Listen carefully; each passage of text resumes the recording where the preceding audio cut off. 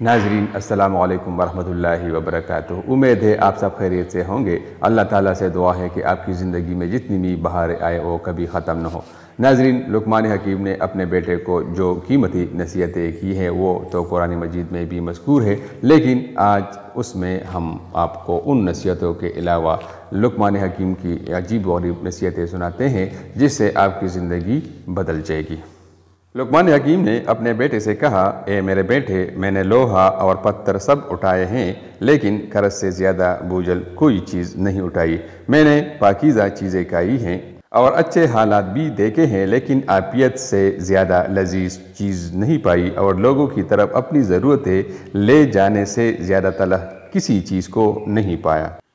اے بیٹے، جو کہتا ہے وہ جھوٹ بولتا ہے کہ برائی کو ختم کرتی ہے، اگر وہ اپنے اس قول میں سچا ہے تو وہ دو مقامات پر آگ جلا کر دیکھے کہ آیا ایک جگہ دوسری جگہ کی آگ کو بجھانے میں کس قدر مدد کرتی ہے۔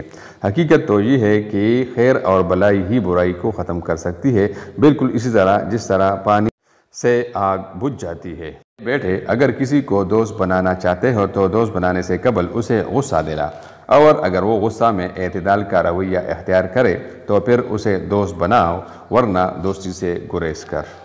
سفر میں اپنی سواری پر اعتماد نہ کر، جب منزل قریب آ جائے تو اپنی سواری سے اتر جا۔ شب کے آغاز میں سفر نہ کر، سفر میں اپنے ساتھ اپنے تلوار، جوتی، عمامہ، کپڑے، پانی، سوئی، دھاگا اور چینی وغیرہ رکھ۔ اپنے ہم سفر کا ہمدم اور ساتھی بن جا، سوائے اس صورت کے کہ جب وہ کوئی گناہ کا کام کرے۔ حکیم نے اپنے بیٹے سے کہا، ناپہم عورتوں پر کبھی بھروسہ نہ کرو کیونکہ وہ تمہیں نقصان کے سوا کچھ نہ دے گی۔